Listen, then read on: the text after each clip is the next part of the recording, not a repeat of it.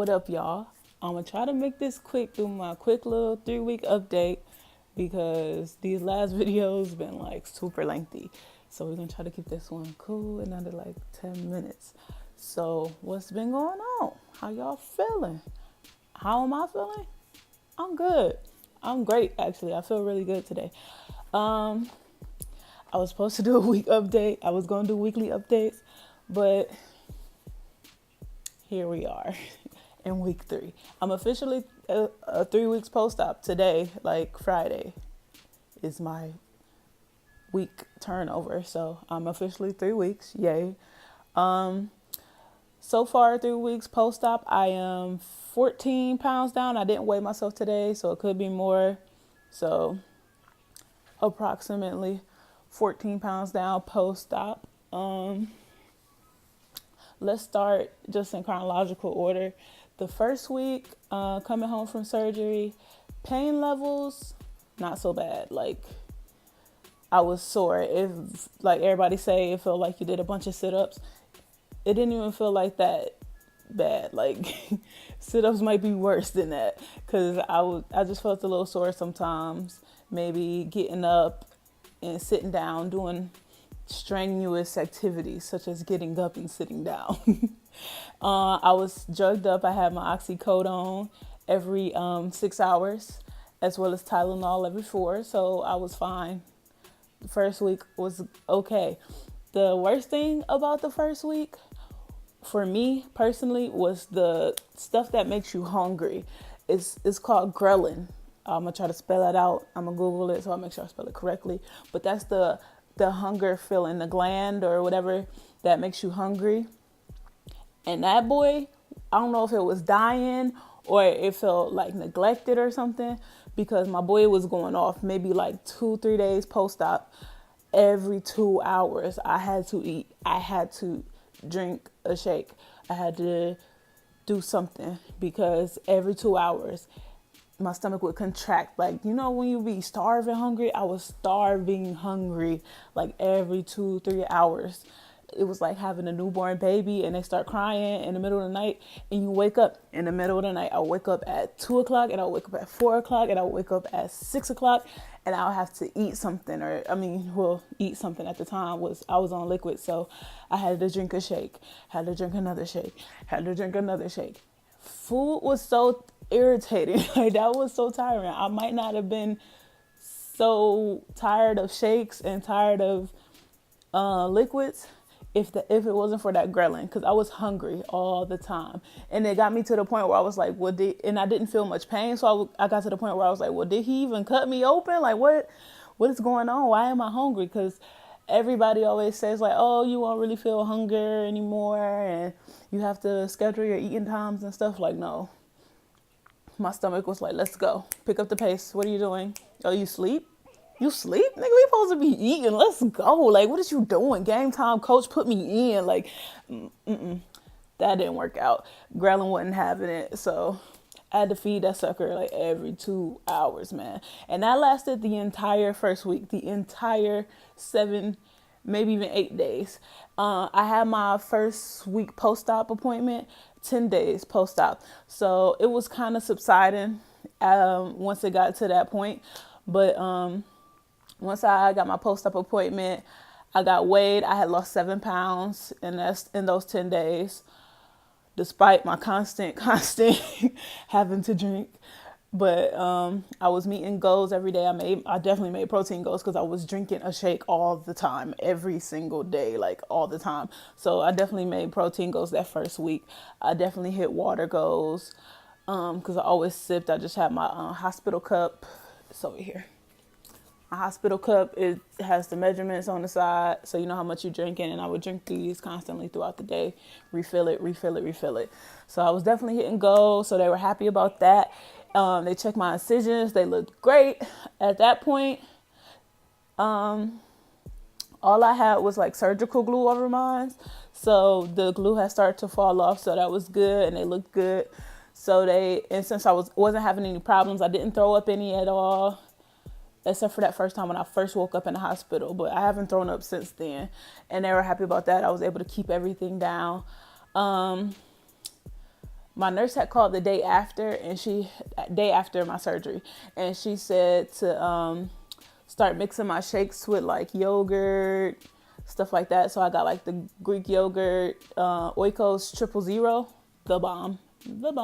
I recommend strawberry and mixed berry. Those are my favorites. All the rest of them, I'm not a fan. If you like different flavors, go for it, because that stuff is good. But mix it with your shake, and it fills you up. It fills you up. That helped a lot with the ghrelin too, because that would last me maybe about 3 hours instead of 2, or maybe like 3.5, almost 4. But a bit was hungry the first week. I don't know why, but I was over it from eating so much. I was constantly having to consume something. Post-op appointment, they were happy. Like I said, I met my goals and I lost an amount. I didn't lose a whole lot. A lot of people lose like 14, upwards of 10. A lot of people lose like double digits their first week. I lost 7. That's what I lost. I mean, at first I was kind of like, that's not a lot, but I'm not mad at being a slow loser. Honestly, I kind of am thankful that I'm beginning to be like a slow loser, because then that helps with loose skin. First of all, like aesthetics, I guess that helps a lot. If you lose weight, not as fast, because you won't have as much loose skin, possibly, we're gonna hope, which isn't gonna be like the end of my world if I do have loose skin. That's not my main concern. My main concern is just like being healthy.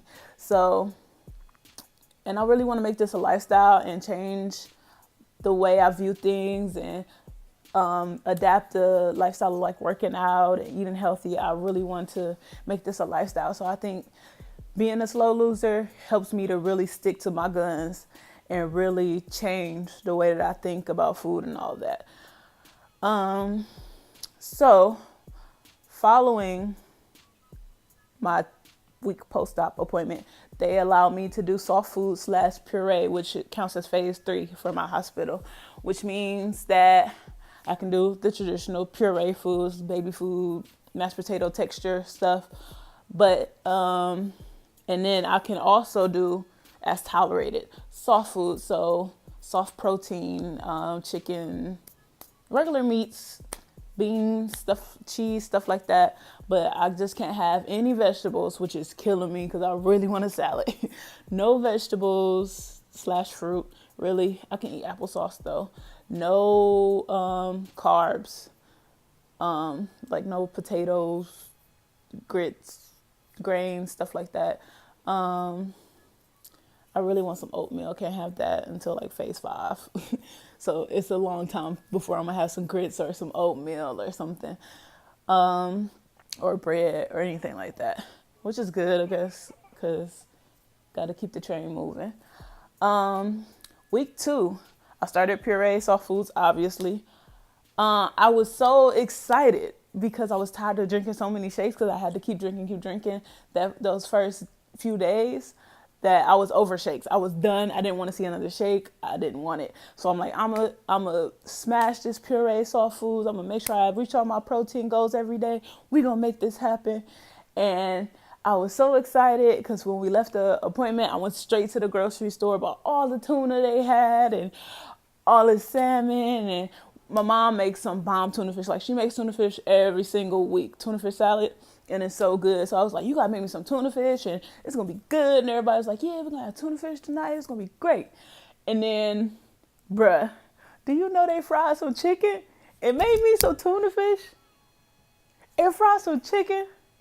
Oh, that blew my high. So my first like meal, I was happy, but I was just like, dang. Because I love some fried chicken, and I fry chicken better than your mama. I fry chicken better than my own mama. I fry the best chicken in the world, and you can fight me on that. Like, we can battle. We can do a fried chicken cook-off if you really want to. It's a lifestyle. Like, that blew my high, man, and it smells so good. And I'm like, dang. So puree didn't last long, honestly. Puree lasted 2 meals maybe. And I was over it, because even though it's puree and it's nice and it's easy to go down, you still have to chew it up. And once you chew it up, it loses flavor. Puree food loses its its flavor after like 2 bites. And I was like, bruh, for real? This tastes like slop. Like, nah, I'm cool. So I went into more soft foods. Just whatever I could make, like salmon. I love salmon in the can. We used to have that a lot as kids, so it's like nostalgic for me. So I love salmon in the can. So I would clean the salmon or whatever, make that, and mash it up, make it how we normally do, basically. And I put some stevia in it because I would eat it for breakfast, so it make it a little sweet. And put a packet of stevia in it, and it was so good. Like, that's my favorite thing, like that salmon in the can. But it's just been trial and error, mostly trial, not a lot of error, because I can tolerate a lot of stuff, thankfully. So I haven't thrown up at all. Only thing, eggs. Eggs is iffy. My sleeve's name is Rico. He's new here. He likes a lot of stuff. However, eggs, he has his days where he just do not fuck with eggs, dog. Like, no.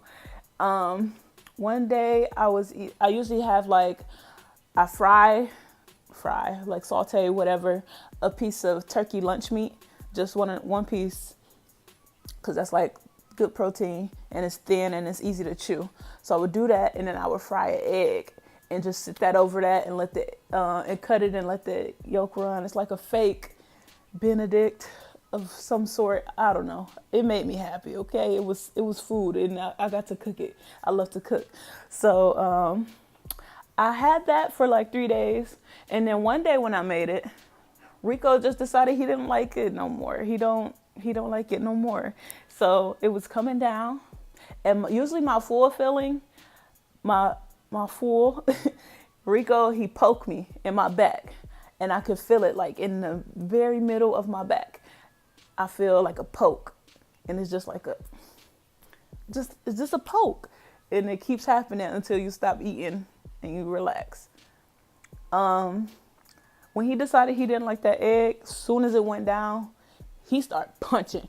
He was fighting the egg yolk as it went down, and he was like, "No, what are you doing? Like, we don't fuck with eggs. What you mean, bruh?" And he was in there, just UFC fighting with the egg, like, bruh, we like eggs, like, chill, let him in the door. He wasn't messing with it. I had to stop eating it. I haven't ate it since. I've had like a boiled egg. Boiled egg did pretty good, but I don't know what it is about that fried egg. He wasn't messing with it that day, so I left it alone. Since then, I haven't tried it since last week, and I may not try it ever again because I didn't like that feeling, because he was really upset. Like, no, what you doing? But that's the only thing that has been like weird trying to get down was them eggs. If I try to eat too fast, it's the same thing. He and there fighting, which is good, because if something is really good, sometimes you get carried away and think like, and just forget, and you just start eating and eating and eating. But if I eat too fast, he'll start punching my shit like, bitch, you need to stop motherfucking driving fast. Motherfucking window. Stupid ass. Sit down every day, Anthony. Every day. You can't shut the fuck up. No, bitch, every day you can't stop motherfucking driving fast. And it's the best reminder, because Rico is a G, and he just be like, look, you gotta chill out, flat out. Like, you stop, quit playing with me. So I quit playing with him. He the boss. So, all right, Rico, you got it, bro. You got it. Like, chill. What else? Oh, week 2, I could start exercising. They allowed me to exercise. I'm here at my mom's still, obviously, and they have a gym downstairs in their like community room, whatever. So that's been convenient, because me and my sister, we go walking, and she's pretty much was at my pace at that point, because she's 30 weeks pregnant. So yeah, she's almost pretty much due. So she's pretty much at my pace, where it's like we gotta chill and just take a nice brisk walk. And we did that for 30 minutes, like every day. Since then, she stopped going, but I still go like every day. If not every day, if I miss a day, then I still go the next day. Like, I try to go every single day. What else? Week 3, coming into this week. It's been an emotional challenge this week. Like this week, one day I just woke up and was just angry. And I'm just like, why am I waking up so grumpy? Like, why are you so grumpy, sir? Like, get it together. And I'm used to waking up super happy. Like, I really got to a point in my life where I wake up like joyful, like, oh, what a beautiful another spring day, and it's gonna be awesome, and we're gonna make this day count. And I just got to this point this week where I was just like, ugh. As soon as I woke up, and I don't like that feeling. I'm a joyful person, so I like waking up happy. I was glad that I got to a point in life, because I don't remember a point in life where I was just woke up happy. And so when I got away from that and I noticed it, I felt myself slipping back into old habits like seclusion, not necessarily like old eating habits, because the ghrelin had really stopped, so I didn't really have a huge appetite anymore. So it was more so of seclusion, wanting to be by myself, and I love writing, so I was writing a lot this week, just like short stories and stuff. But that's not the most negative thing, but I noticed that about myself. It's a form of staying to myself and not wanting to talk to anybody. So I go inside my mind and just write whatever's on my mind. So that was kind of sad, realizing that. And I think it has to do with not being at home in my own space too.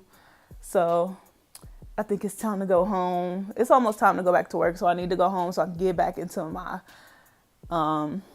my routine or develop a routine before I go back to work. So I think next week I'm gonna go home and prepare myself mentally just to be back into the hustle of things and not just be here stagnant.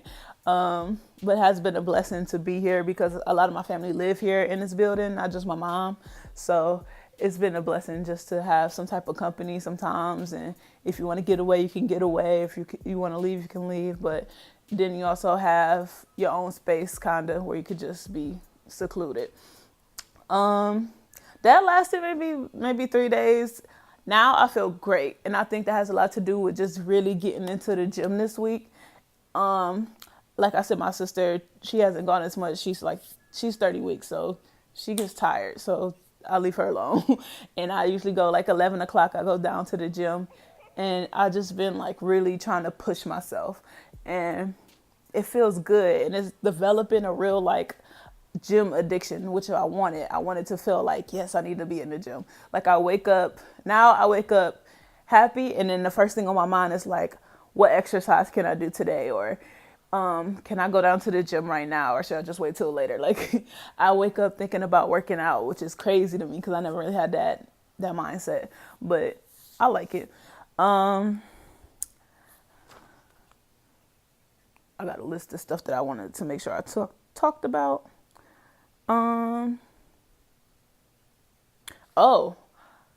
This week has been a struggle because I don't have any more shakes left. I need to go buy some shakes.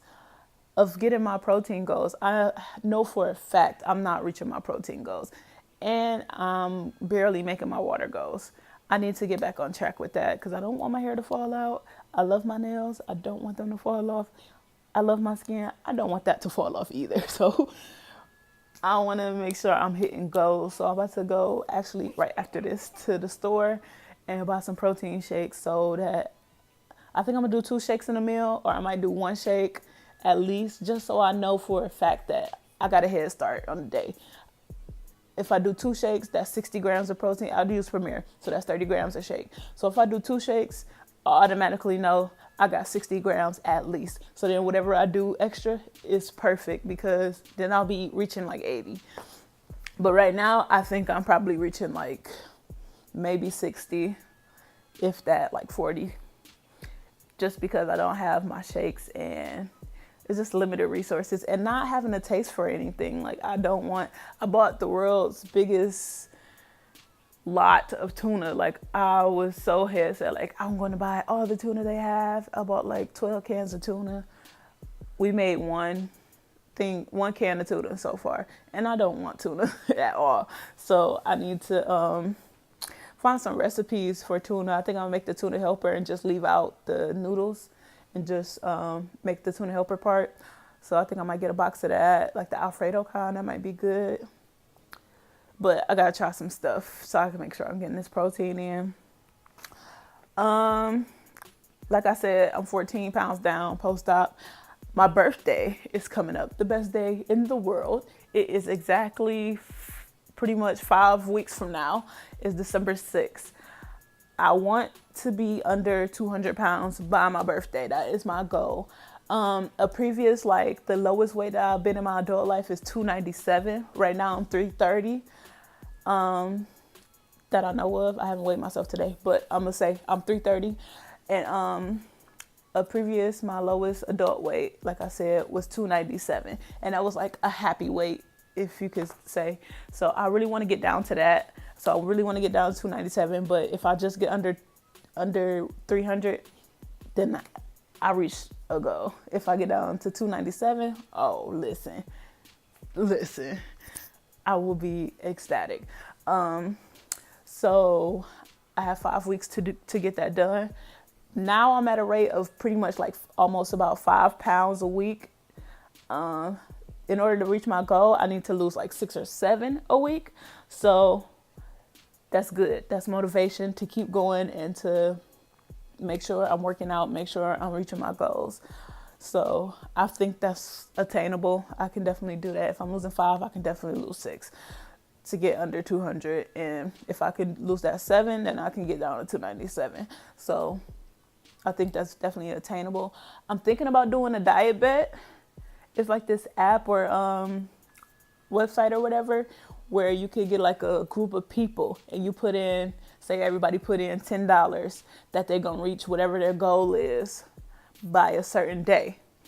And then whoever reaches their goal gets some of the pot. So if we get 10 people to put in $10, that's $100, and say only 5 people end up making the goal, then those 5 people split that $100, which ain't much. It's only $20, but you reached your goal and you got some money, girl. Go ahead. Like, and just imagine if you get a bunch of people, if you get like 100 people, and then they everybody puts in $20, everybody puts in 25, 30, then it's a huge pot. And unfortunately, some people might not make that goal, so you get more back than what you put in. And as long as you reach your goal, you get back what you put in. So it's like investing in yourself. So I really like the idea of that. Let me know if you're interested, because I really think that's going to be a good idea to do, and what you think the wager should be. I'm thinking start low, maybe like $15, $20 maybe. But I really want to get that started. So let me know if you're interested. Put it in the comments below and what you think the goal should be and the wager. Is that it? That's it. Ha! We got a shorter video. Thank you for watching. Make sure you subscribe. Make sure you comment below about the diet bet or whatever you want to comment about. Like this video, please. I love y'all. Have a great day.